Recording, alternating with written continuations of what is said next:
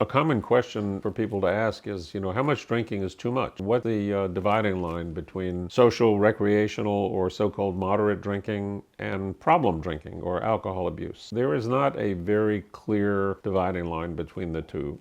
I can say in the most general terms that alcohol use, that is drinking, becomes a problem when you're drinking, your alcohol consumption is creating difficulties in important areas of your life. Whether that means it's creating conflict in your relationships, conflict in your social life in some way. It's starting to affect your physical health, that is your energy level, your alertness, your concentration, your motivation, your focus on certain important tasks related to your career or your job. It's starting to change your mood in a negative direction, that is you're starting to feel down. You may not be profoundly depressed, but you're not as sort of upbeat and positive or optimistic than you were before. Whatever important areas of your life are starting to change as a result of your alcohol use are important to identify, because that's the dividing line between drinking for fun, drinking for pleasure, drinking to enhance a positive experience, versus using alcohol as a coping tool. When you're using alcohol as self-medication, as a coping tool to anesthetize or get rid of feelings that you